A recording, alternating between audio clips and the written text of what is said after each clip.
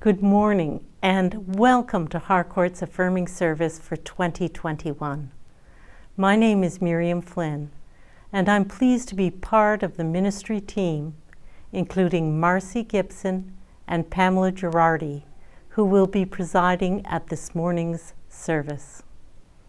Whether you are a long-standing member of the Harcourt congregation or joining our circle for the first time today, we hope that you will experience the presence of the Spirit and gain a sense of the warmth of our community from this online gathering. At Harcourt, we have a number of worship, reflective, and sharing experiences available online each week.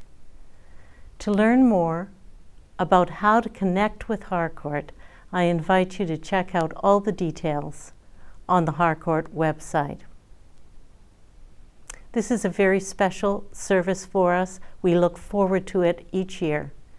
There are many contributors to the service, and I especially want to thank today our musical director, Alison MacNeill, and our Manna music leader, Shannon Kingsbury, for overseeing the wonderful music that is part of our worship today. A special thanks also to all of the singers and musicians who are joining us, including members of the Rainbow Chorus of Waterloo-Wellington. We miss having you in our building, and we can't wait until you're back practicing and singing here at Harcourt. Thank you for being with us virtually to enhance our worship today. It's a privilege for me to welcome our guest speaker today, Stacey Chomiak. Stacey lives with her partner and family in the Greater Vancouver area. She is an animator and illustrator of primarily children's books. She has illustrated a wonderful book called Rainbow Boy, and got her start in animation on the television program My Little Pony. Stacey has her own book that she has authored and illustrated coming out this fall. It's called Still Stace, and it's described as a gay Christian coming-of-age story, just a perfect book for teens. We want to thank you, Stacey, for being with us virtually at Harcourt today to share your wisdom, your inspiration, and your faith. And now, I invite us to take a moment to center ourselves for worship as the Christ candle is lit.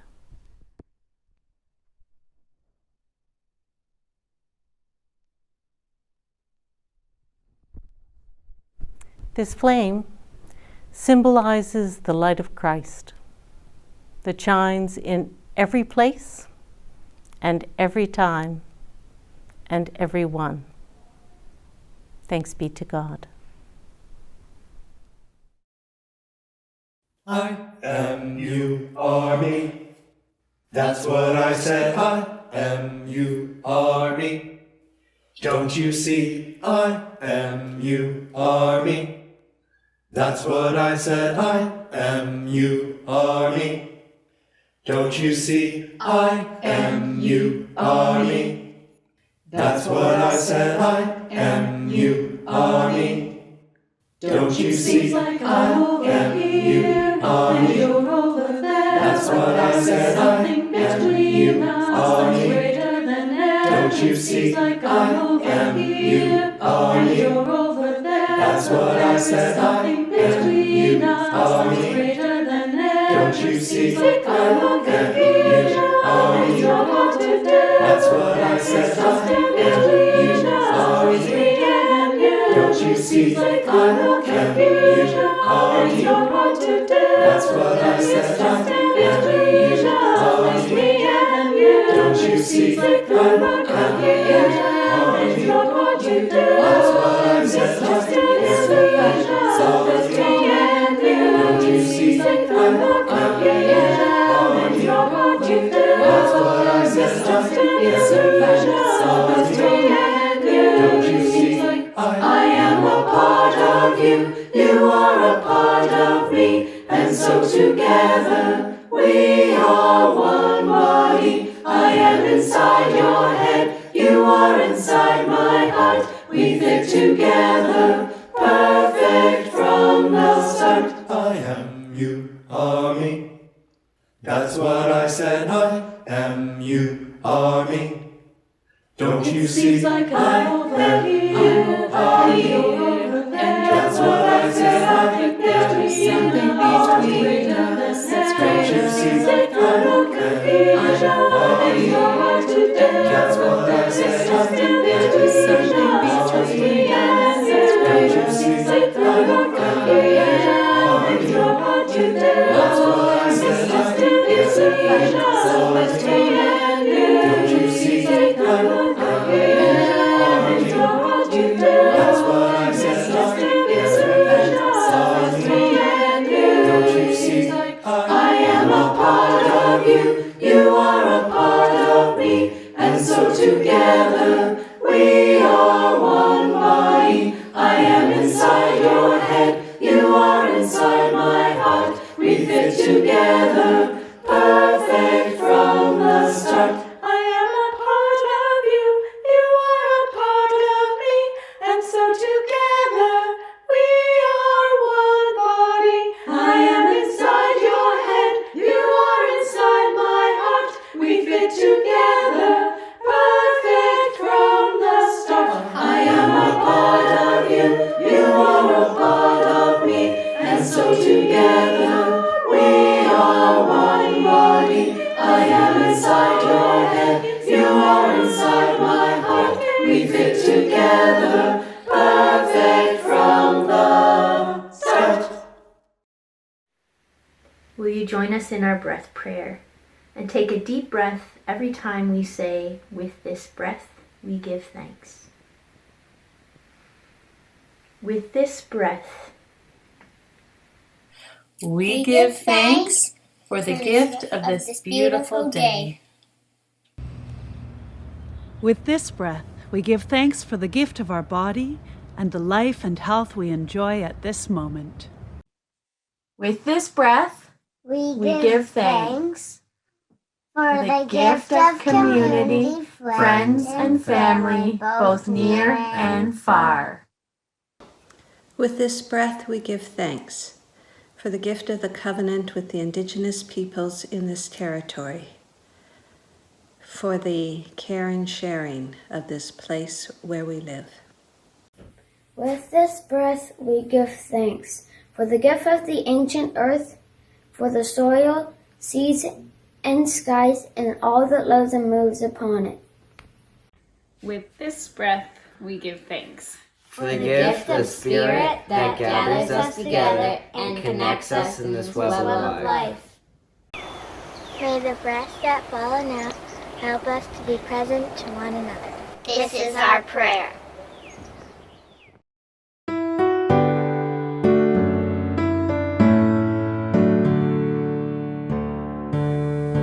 It's a safe place, gathered in comfort, a safe place, surrounded by love. It's a caring place, grounded in freedom, a safe space. It's a safe place. Walk with me, traveling on this journey. Talk with me. Open your heart, risk with me, step outside the margins. A safe place is a place to start. It's a safe place, gathered in comfort, a safe place, surrounded by love. It's a caring place,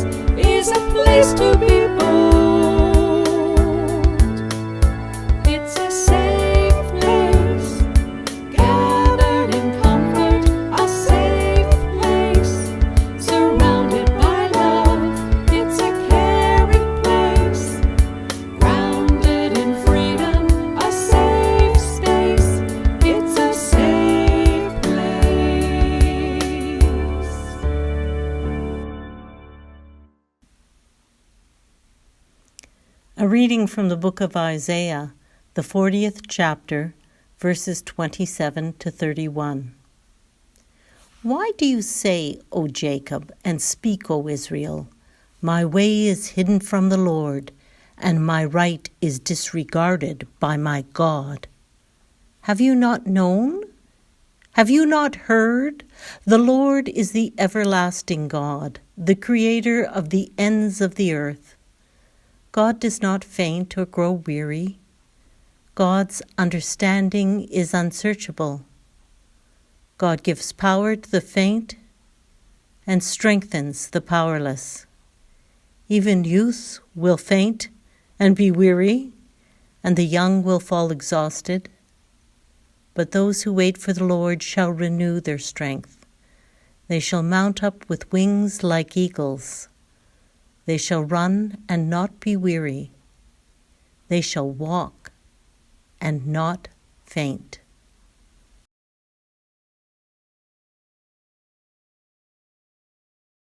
Good morning, friends. I'm coming to you from my house in Maple Ridge, BC, which is on the unceded traditional territories of the Katzie people. I want to thank them for the honor of being a guest on their lands. Something that I've been thinking about a lot lately is whether it's possible to hold grief and joy at the same time. We're still navigating through this long-lasting, twisting tail end of COVID. It's been a very long year, hasn't it? Some days I feel like I'm wading through this heavy, thick fog, hoping to reach fresh air. I know for me, living through and parenting through this pandemic has taught me so much about balancing grief and joy. I'm trying to hold space for my own fears, grief, and joy while balancing my two young children's emotions, fears, and questions. My wife and I are navigating how will we parent and survive through this, and also how can we thrive through this? Living through a global pandemic has reminded me how connected we all are in our humanness. Of course, we can all experience the range of emotions, but it seems so much more frequently this past year, we can all experience crushing grief. It is the great equalizer. There are no shortcuts. There's no easy ways out. I've learned that there are some lessons about ourselves, about our faith, about our God, that can only be learned by leaning fully into grief, by opening our palms, lifting our faces, and closing our eyes to the downpour of sorrow. Throughout the years, I've learned more and more about the holiness of grief. In my teens, when I started to struggle with my faith and my sexuality, I fought desperately against my desires. I tried to force myself to fit into the same straight Christian mold that everyone else lived in, but mine was shaped so differently. I never imagined I could find peace with being a Christian and being gay, but eventually, after 13 years, I did. And for so long, I never allowed myself to grieve the loss of the life that I thought I was supposed to have. But when I did let myself grieve and let it go, something really surprising happened. A new and more beautiful life grew in front of me, a life that I would not have dreamed possible. I'd love to share a couple stories about how I have felt both grief and joy in an intense way. The first one is about my wedding day. When I was growing up, I imagined myself planning a huge fancy wedding, one that would take place in my beloved evangelical church.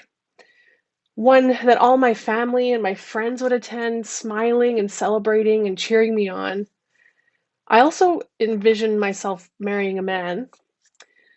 But after my long road to accept myself, and my now wife Tams and I got engaged, I walked a long road of joy mixed with grief.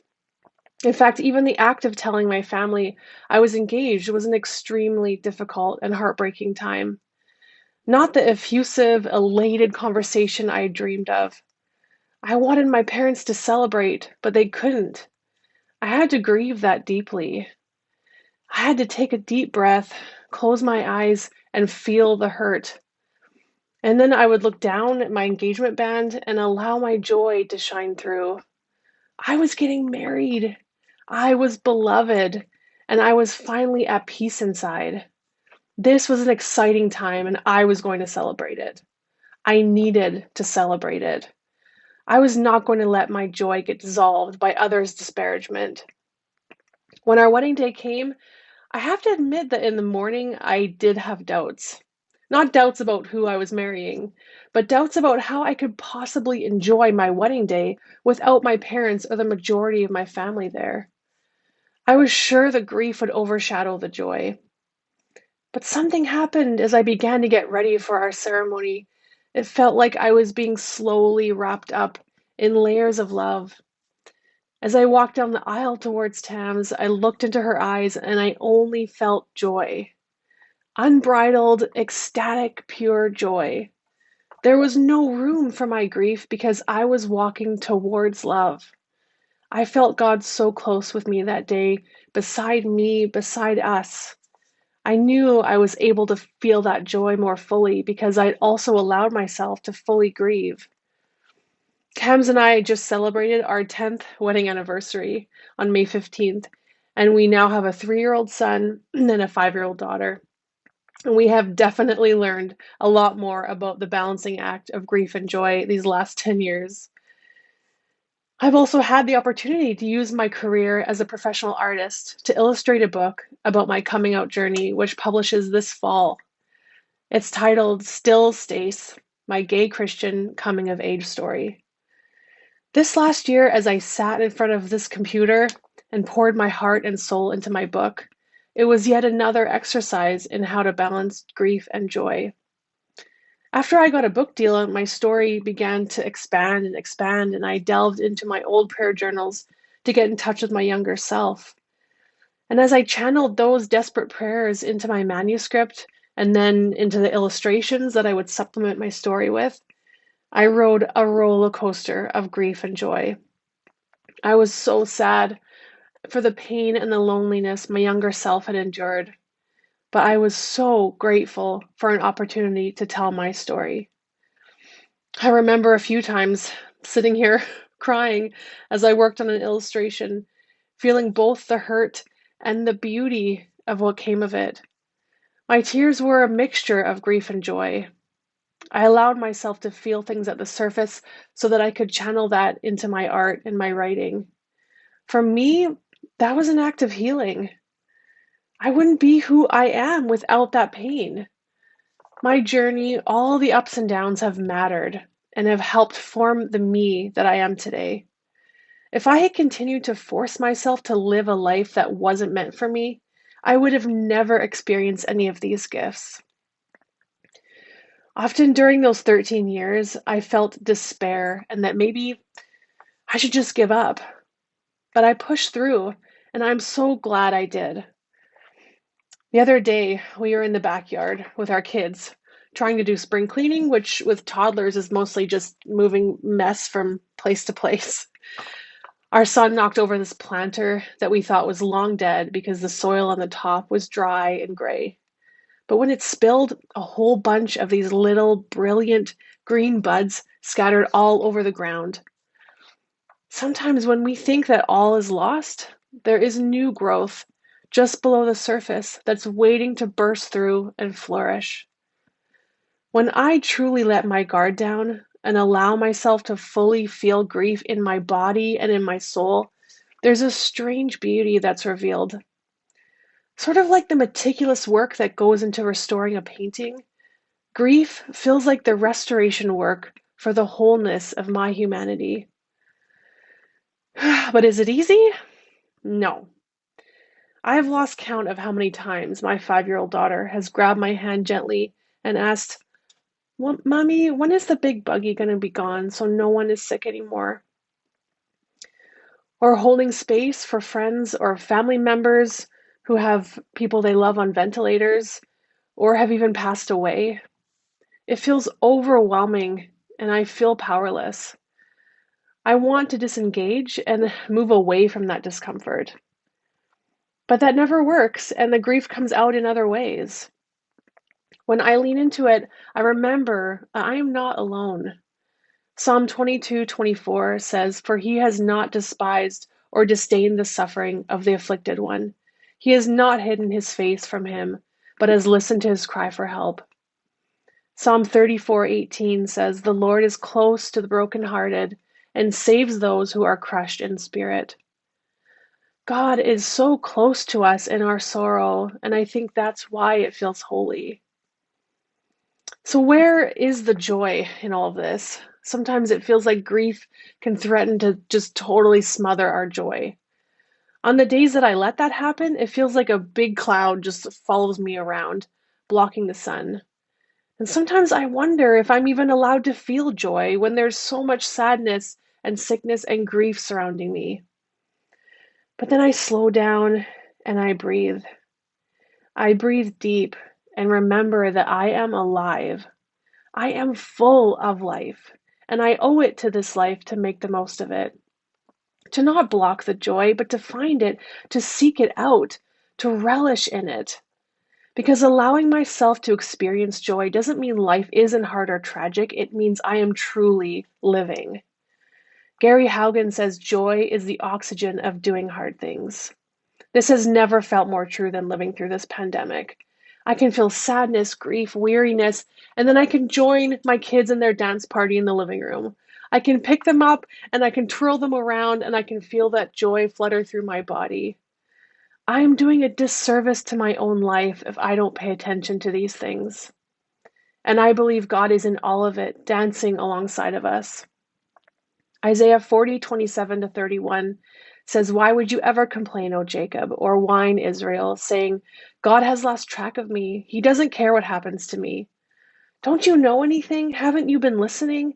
God doesn't come and go. God lasts. He's creator of all you can see or imagine. He doesn't get tired out, doesn't pause to catch his breath, and he knows everything inside and out. He energizes those who get tired, gives fresh strength to dropouts, for even young people tire and drop out.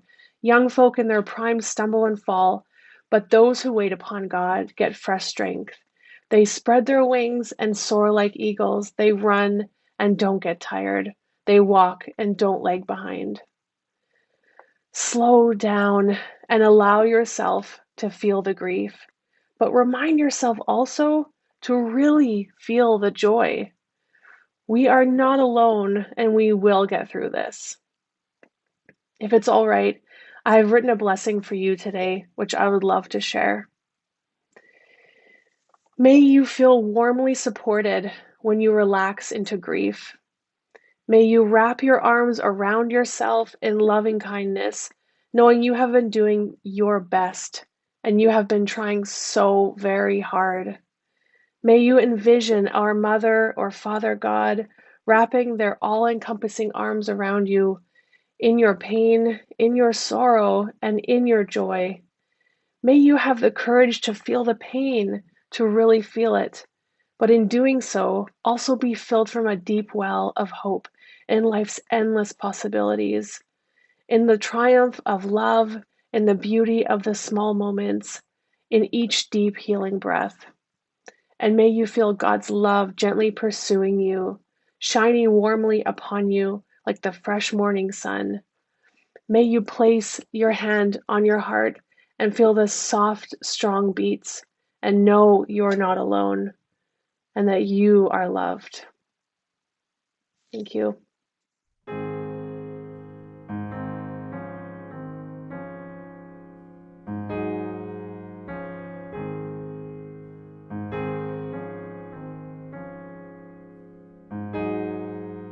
No matter what people say or think about me, I am a child, I am a child of God.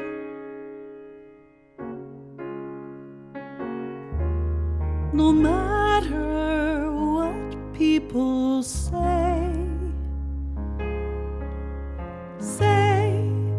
or think about you, you are a child, you are a child of God.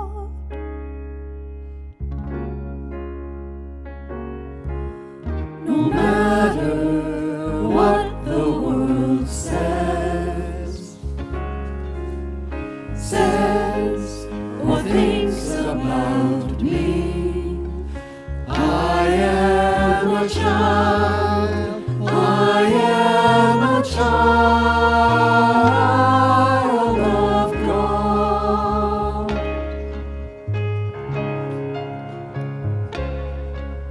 No matter what the church says, decisions, pronouncements on you, you are a child, you are a child of God.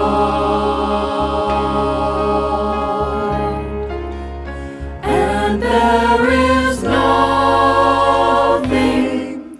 or no one who can separate. They can separate you from the truth that you're someone, you are family, you are meant to be a child of God.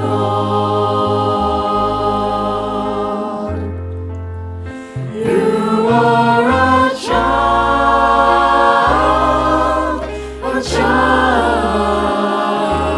of God.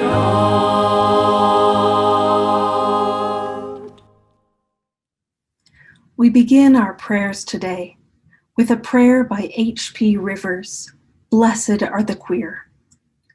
Blessed are the wanderers seeking affirmation. Blessed are the worshipers praying from closets, pulpits, pews, and hardship. Blessed are the lovers of leaving family and familiarity, leaving tables where love is not being served. Blessed are those who stay. Blessed are those who hunger and thirst for justice, for they will be satisfied. Blessed are the queer disciples of truth, living, breathing, sacred reflections of divine love. Creator, we thank you for all your children, beloved and beautiful. We thank you that you make us diverse and delightful.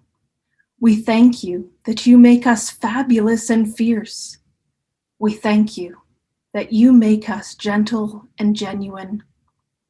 We thank you for making her, them, him in your image, beloved. We thank you for all our relations, the rivers and groundwaters, the bass and crayfish, the groundhog and bear, the eagle and the plover, the butterfly and the mosquito. We give you thanks for our elders on this land, two-spirit knowledge keepers and healers, 1960s trans women who resisted police brutality at the Stonewall Inn, legions of lesbians and queer women who nursed their gay brothers through the AIDS crisis, those who have challenged inequity in the courts and the streets and the church, creating more and more spaces where all people can thrive.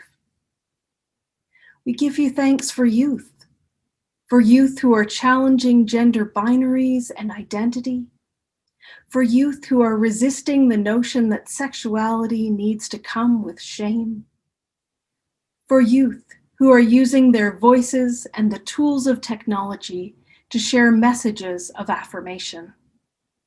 Creator, as part of our prayer today, we share a video put together by Harcourt's own youth member, Ange Jimenez.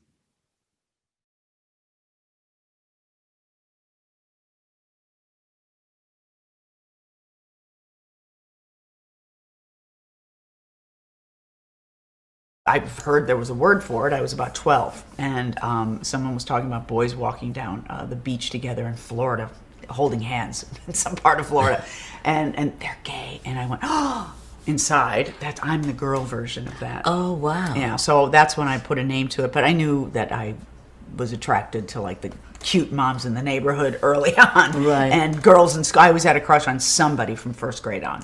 Some girl. And how hard was it to come out? It was hard. I mean, I didn't come out to my family until I was 31. I never had a problem coming out. I was always who I was, and anyone else who's having a problem coming out, it's just the greatest thing is to be honest about who you are. Life is so short. We get you don't know how much time we have on this earth, and being who you are and being proud of who you are is one of the most important things, because then you can look yourself in the mirror. About a year ago, I came out as bisexual. I tweeted out, female, colored, bisexual. Throughout my life, these have proven to be obstacles from time to time, but now I'm fully embracing them as my superpowers. No matter how many boxes you check, I encourage you to do the same. I think like anything in life, things are always changing, which is obviously one of the most beautiful things of being alive, one of the scariest and most beautiful. And I guess from where I'm sitting now, all I know is the degree of comfort, sense of home, ability to be present, feels so profound and life-changing. And so what I look forward to is getting to move through the world in that way. Hello guys, Robert Sheehan here saying vote yes for gay equality in Ireland and the rest of the world, because let's face it, if you vote no, you're saying that gay people shouldn't have the same rights as straight people and you're basically homophobic. So vote yes.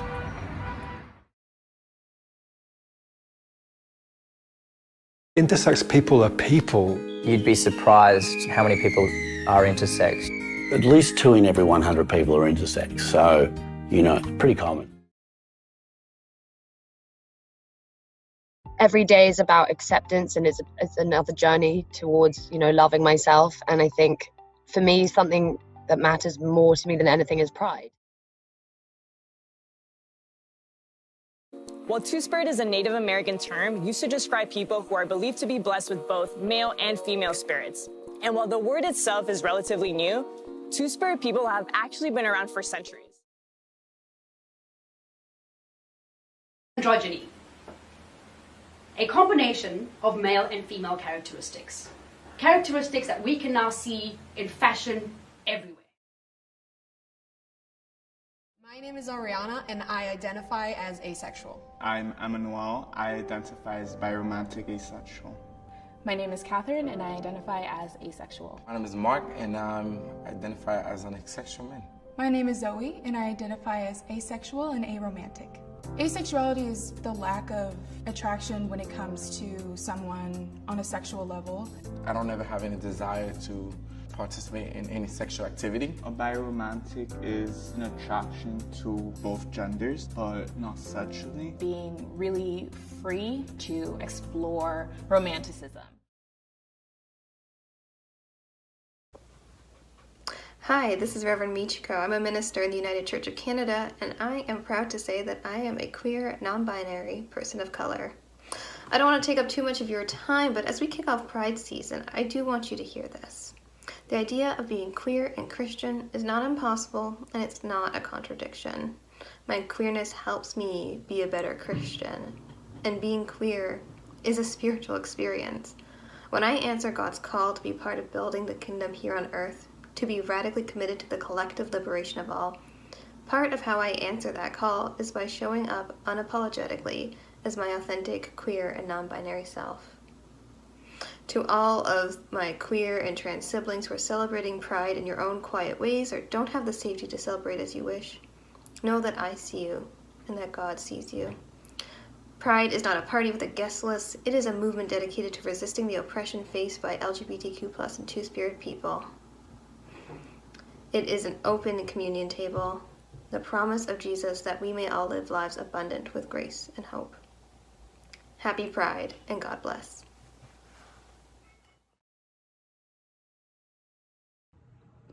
So if you are out there and you are questioning your identity and people cannot understand you because their imagination isn't quite big enough yet, do not let that make you question yourself.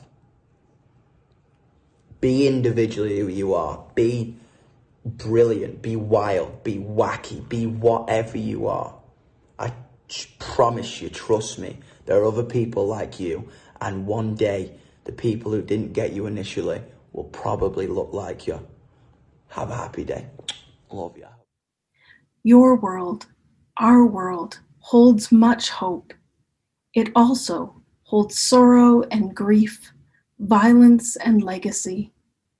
We grieve especially at this time for losses recent to us, including Blair MacNeill.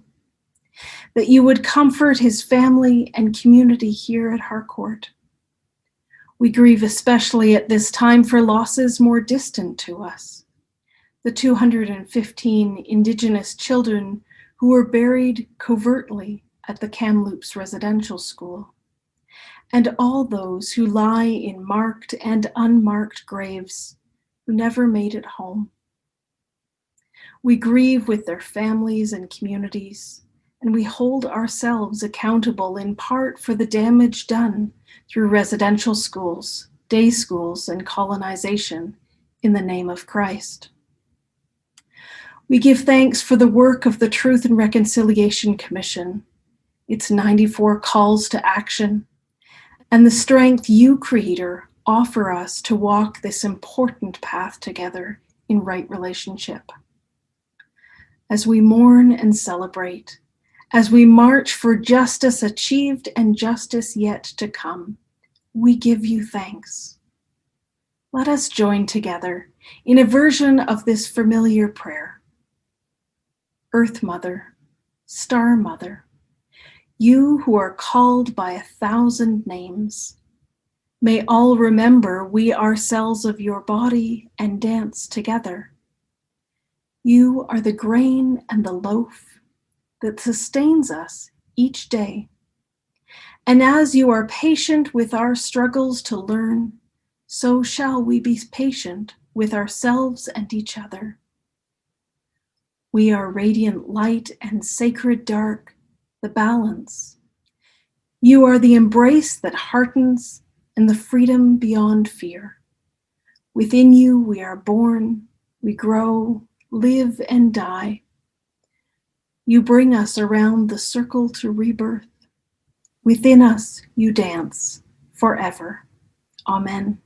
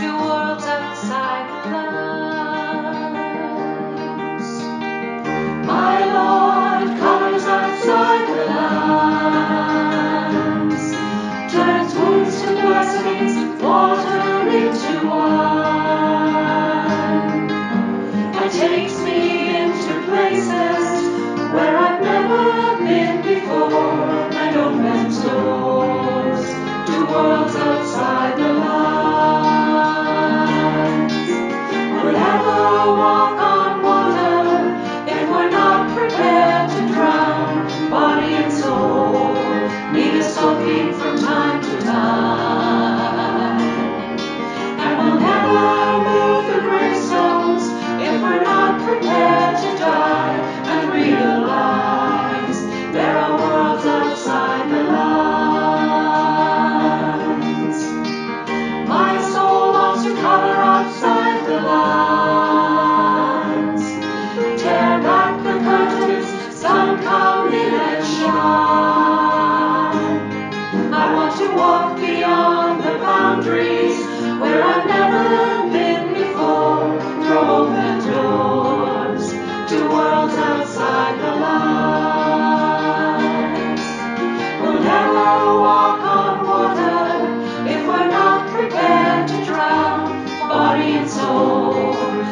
us soaking from time to time.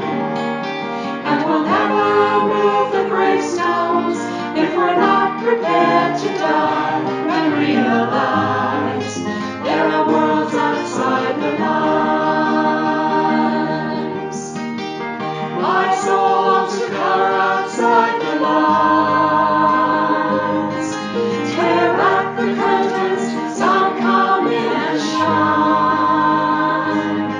I want to walk beyond the boundaries where I've never been before, through open doors to worlds outside the lines.